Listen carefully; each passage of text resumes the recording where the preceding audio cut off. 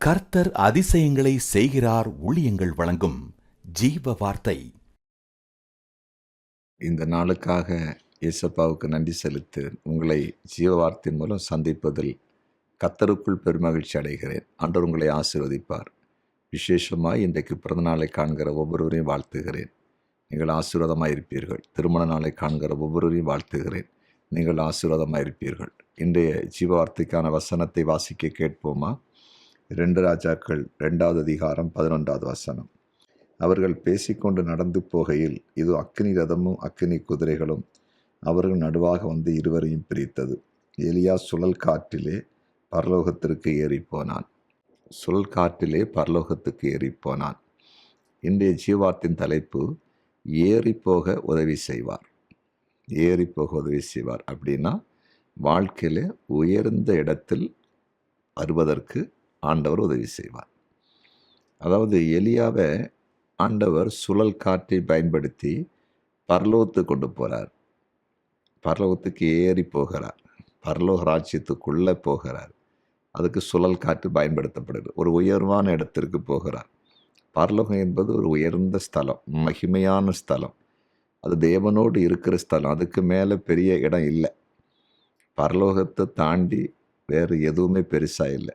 ஏன்னா ஆண்டவர் நம்மளை இந்த உலகத்தில் அதுக்கு தான் நம்மளை அழைச்சிருக்கார். பரலோகத்தை நம்ம சோதரிக்கணும். அதே ஆண்டவர் இந்த உலகத்திலையும் உயர்த்துகிறவர் தானே. தானியேல 120 தேசாதிபதிகளுக்கு மேலாக உயர்த்த ராஜா நினைத்தான் அல்லவா? தேவன் உயர்த்துகிறவர் தானே. யோசேப்பை பாருங்க, எகிப்து தேசம் முழுவதுக்கும் அதிகாரியாக ஆண்டு உயர்த்தி வச்சார்ல. அப்படின்னா ஏன் நம்ம உயர்த்த மாட்டாரா? நிச்சயமாக உயர்த்துவார். நம்ம ஏறி உயர்ந்த இடத்துக்கு வருவதற்கு கர்த்தர் உதவி செய்வார். நீங்கள் ஏசியா தீர்க்கதரிசியின் புஸ்தகத்தில் போய் வாசித்து பார்த்தீங்கன்னா, கர்த்தருடைய நாளை, ஓய்வு நாளை, பரிசுத்த நாளை மகிமையான நாளாய் நாம் எண்ணுவோமானால் கர்த்தர் பூமியின் உயர்ந்த இடங்களில் ஏறி இருக்கப்படி பண்ணுவேன் என்று சொல்லியிருக்கிறார்.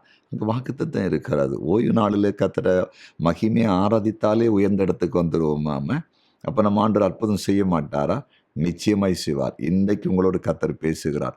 உயர்ந்த இடத்தில் உட்கார்வதற்கு, உயர்ந்த பதவிகளை சொந்தரிப்பதற்கு, நல்ல வேலைகளை சொந்தரிப்பதற்கு, நல்ல பிசினஸை சொந்தரிப்பதற்கு, நல்ல ஊழியங்களை சொந்தரிப்பதற்கு, உயர்ந்த இடத்தில் வருவதற்கு அவர் கிரியை செய்கிறார், அற்புதம் செய்கிறார். சுழல் காற்றாகிய பரிசுத்த ஆவியானவரை அவர் அனுப்புகிறார். அவர் உங்களை உயர்ந்த இடத்தை தூக்கி கொண்டு போவார். உயர்ந்த ஸ்தலங்களில் உட்கார வைக்க போகிறார். நம்புவீங்களா? விசுவாசிப்பீங்களா? ஆண்டவரால் முடியும். உங்களை உயர்த்துறதுக்கு ஆண்டவரால் முடியும். உங்களால் முடியாத அனைத்தும் இயேசப்பானால் செய்து முடிக்க முடியும். விசுவாசிப்பீங்களா? ஜெபம் பண்ணுவோமா? ஜெபிக்கலாம்.